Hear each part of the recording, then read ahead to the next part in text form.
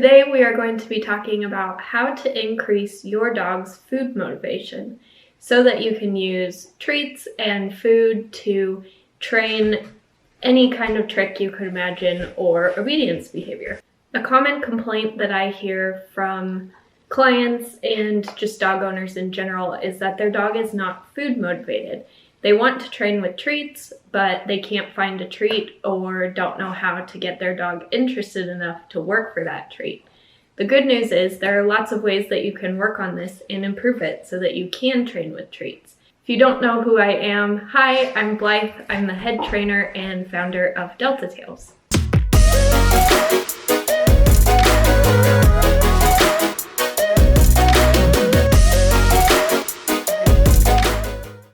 Today I'm going to be sharing 5 different ways that you can increase your dog's food motivation, and they're all really easy, really simple things that you can do at home on your own with your dog. Be sure to check out our taste test video if you want to know which treats are your dog's favorite. That will help you along with all of these techniques. The first technique that we're going to talk about is creating a trail mix for your dog. So instead of filling your treat pouch with just one kind of treat, you'll use 3 to 4 different treats and create a trail mix. This way, every time your dog gets rewarded, they're not sure which treat is going to come out of your bag, and that can make it a lot more exciting for your dog to then eat their reward. The second method that we'll talk about is how to use toy motivation to increase food motivation. This is something that I did with my border collie Melvin. He pretty much popped out completely toy motivated. He loved any sort of toy, and that's what he prefers to work for. But there are some instances when using toy is not beneficial, especially when they're as excited about toys as Melvin is. So we actually had to use his toy in order to make him more interested in the food that we had to offer for his work. So I'm going to go ahead and share a snippet of what we did with him to increase his food motivation using toy. So the first thing that you're going to do is start with your behavior. So we'll do yes. You'll toss your toy. This also requires a pretty solid retrieve or an off or a tug. Yep. Yes. Then you'll ask for the behavior again and feed 1 food reward. Ask again. Yes. And feed with the toy. So over time, your dog learns that, yep, the more times they do a behavior for food, the closer it gets to a toy reward. Yes. So this can really help, yes, build that food motivation because they know that the toy is coming later. Yes. You can already tell a difference in Melvin's intensity, which for some behaviors can be very useful, but other behaviors I would obviously prefer to use food. So we'll do a food, and we'll get him off. Another food. Good. Off. Food. Good. Off. Oh, sorry, dude. And then toy. Good boy. Eventually, you can work up to an entire training session with food and then just rewarding with a play session at the end. And that's kind of the goal, is to eventually be able to train with only food, especially for those places where you want calmness. Especially with dogs like Melvin who get super over-aroused with toys.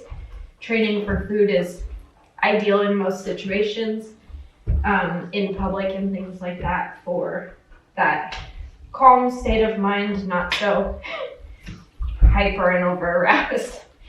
The third way that you can increase food motivation is simply by tossing your treat. This is something that really helped Melvin. I think he really enjoys chasing the treat and then sniffing and finding it. So that can make the treats a little bit more exciting. I'll go ahead and show you an example of what we do with those right now. Ready? Melvin. Yes! Good boy. Toss. Good job. So you can tell before, toss. Yes. He was very interested in eating the bowl. Yes. And my kibble had nothing on the bowl. Toss. But as soon as I started tossing the treats, toss, he he's now very interested in working for me. The fourth method that you can use to increase food motivation is by adding movement into how you present the treat to your dog. So that's moving your body, not the treat. And this is also really beneficial with Melvin, and especially if you're dealing with a dog that is excited or over-aroused. In order to get their attention back on you, sometimes you have to be more exciting than the thing that they're trying to get to. So movement is a really easy way to do that. Then once you get far enough away, you can start doing some more relaxing behaviors. But movement can just, in general, help our dogs to be more excited about what they're receiving, and there are some really fun ways to add in movement with your treats. So I'm going to go ahead and show you a couple techniques now. So we'll go ahead and show you what that looks like for us, but you can do whatever movements are comfortable for you. Yes, good boy. Yes, good boy. You can back up. Yes, good boy. You can switch hands. Yes, good boy. But basically all you're doing is creating interest with your own movement and food rewards. You can also actually ask for different behaviors, like a jump. Yes, good boy. And that counts as movement. A spin. A lot of people like to do that. Oh, especially when healing. Yes, good boy.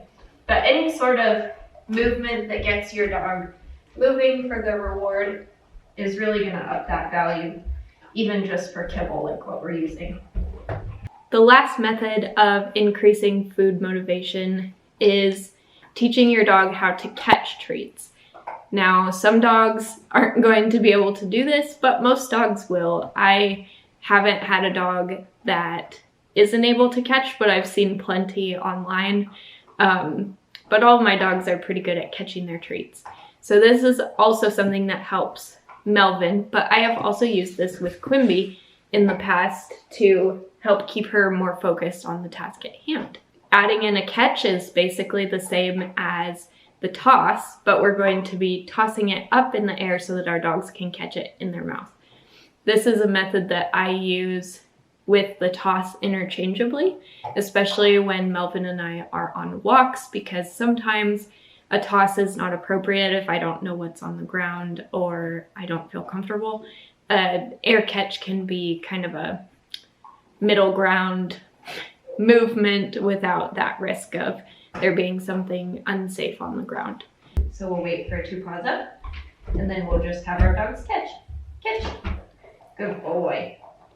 Catch. Good boy. Catch. Good boy. So we'll do a toss. Wait for him to come back. Catch. He missed that one. Catch. I hope that all of these tips for increasing food motivation help you. Go ahead and leave me a comment below and let me know which of these techniques is your favorite, maybe which one you're going to try with your dog at home. And if you do try them out, I'd love to hear from you. You can email me or you can send me a message on Instagram. Here's my handle. And I hope that these really helped you. With that, I will see you next week. Bye!